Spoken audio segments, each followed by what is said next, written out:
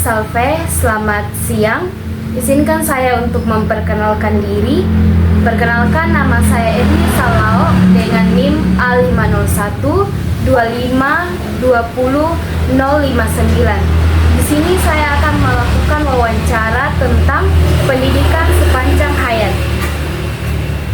Di samping saya sudah ada Bapak yang akan saya wawancarai. Apakah Bapak bersedia untuk saya wawancarai? Baik, saya persilakan Bapak untuk memperkenalkan diri. Nama Leo Sanapan, usia jalan 72 tahun, jenis kelamin laki-laki, pekerjaan profesi, berbakat guru. Baik, pertanyaan yang pertama yaitu, menurut Bapak, bagaimana pendidikan sepanjang hayat penting bagi individu maupun masyarakat?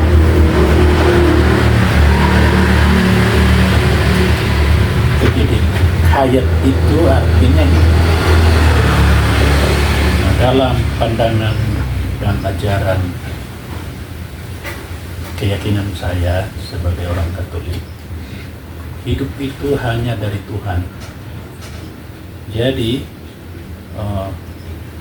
sejak terjadi pembuahan dalam rahim ibu, mulailah kehidupan itu. Dan sampai ibu mengandung, selama dalam kandungan, hidup itu sudah mesti dirawat, dijaga, supaya bisa lahir dengan sehat. Kemudian jadi bayi dijaga, nutrisi yang baik supaya sehat. Kemudian jadi anak, kemudian jadi anak sekolah, jadi remaja. Itu semua harus dijaga kehidupan itu sampai jadi dewasa, lansia, bahkan sampai saat meninggal pun hidup itu harus dijaga. Kenapa? Kalau saat meninggal misalnya, kalau orang tidak menghayati bahwa hidup itu dari Tuhan, saat meninggal dia gelisah. Tapi kalau dia menghayati bahwa hidup ini adalah anugerah Allah, maka dia akan pasrah, sehingga dia akan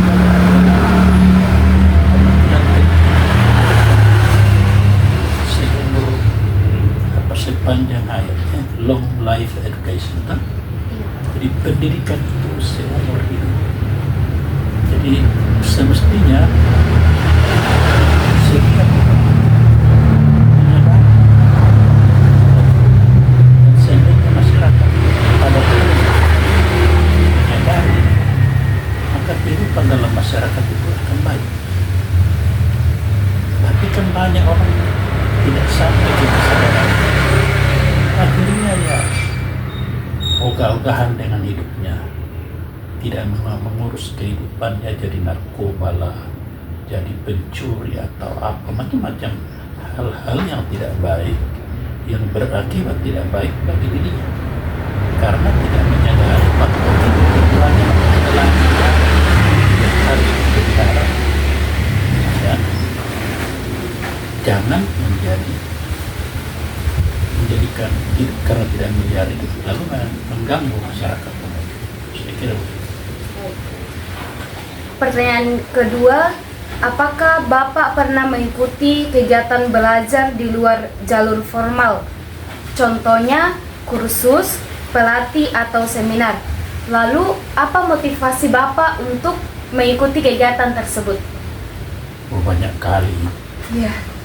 Ya, karena itu motivasinya karena memang kita perlu semakin menjadi makna dan nilai dari hidup. Orang yang tidak memberi makna dan nilai dari hidup itu hidupnya apa? Ya seperti air mengalir saja, tidak bernilai. Padahal kita hidup itu harus memberi nilai dan apa yang kita dalam berarti harus berarti. Lalu bagaimana pendidikan non formal atau informal memberi manfaat dalam kehidupan Bapak? Saya bersyukur karena dari awal saya dengan pendidikan saya sekolah SPK lalu kuliah. Dari awal saya mulai melihat bahwa penting mendidik banyak orang, semua orang untuk menjadi dewasa benar sebagai orang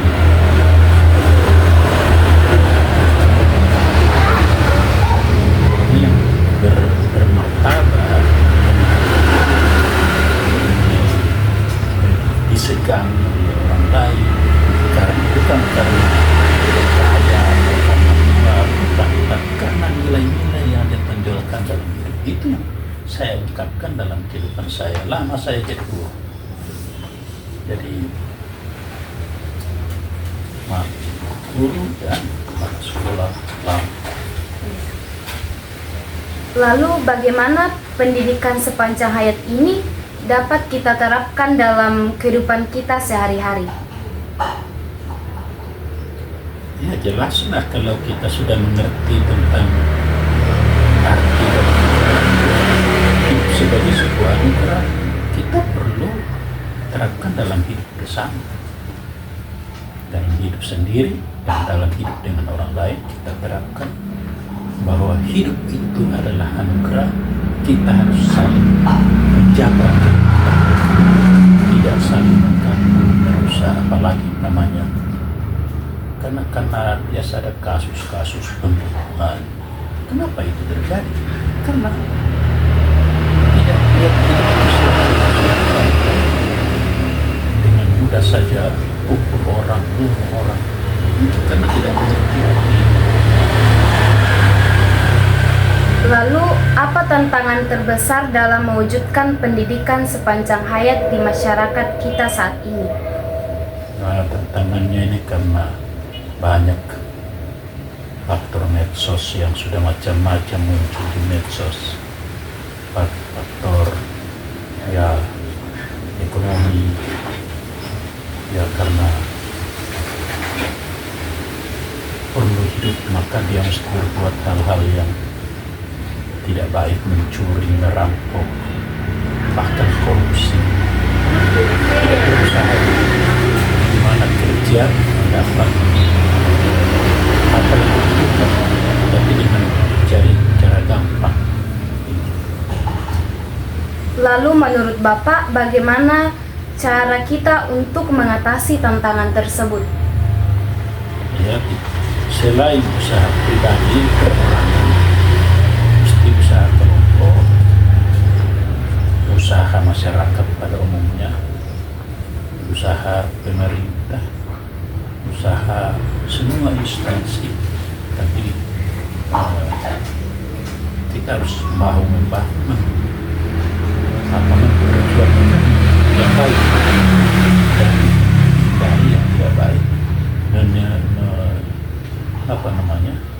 untuk mereka yang sudah terlanjur berbuat tidak baik, ya perlu diberikan pendidikan, pelatihan, pemahaman.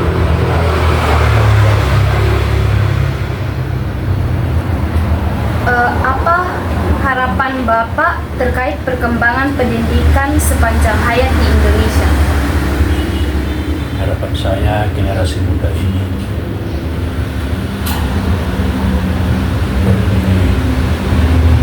bersiapkan diri. Kalau saya lihat keadaan sekarang, banyak faktor yang mempengaruhi orang muda yang dengan mudah berbuat hal-hal yang lawan norma-norma kehidupan. Jadi itu perlu usaha. Itulah harapan saya, perlu generasi muda kita nilai-nilai kehidupan yang baik. pertanyaan yang terakhir, apa pesan Bapak bagi saya sebagai mahasiswi agar semangat dalam menjalankan pendidikan sepanjang hayat? Pertama, saya senang bahwa Edmi pilih bimbingan dan konseling ya. Saya senang Iya. sekali karena itulah SDM dari bimbingan konselor itu kurang sekali. Menurut saya ya kurang sekali konselor. Itu sangat dibutuhkan. Kita tidak cukup hanya pintar dengan jadi orang matematika atau orang teknik, tapi konselor itu dibutuhkan anak-anak mulai dari kecil, apalagi kalau sekolah sudah perlu guru. Saya ini lama kepala sekolah, dan yang paling saya utamakan adalah guru BP, BK dulu istilahnya. Saya cari guru bagaimana apa pelajarannya. Di sekolah-sekolah ini sangat penting. Jadi mudah-mudahan ini menjadi ya tenaga konseling yang baik. Amin, Bapak. Baik Bapak, terima kasih banyak atas jawaban dari pertanyaan-pertanyaan yang saya berikan, serta kesempatan yang sangat berarti yang Bapak berikan untuk saya. Oke, kasih ya. Iya. Baik, sekian wawancara yang dapat saya lakukan. Apabila ada kesalahan kata, baik yang saya sengaja maupun tidak sengaja, mohon dimaafkan. Wawancara kali ini saya akhiri dengan semoga Tuhan Yesus memberkati kita. Amin dan selamat siang. Terima kasih Pak.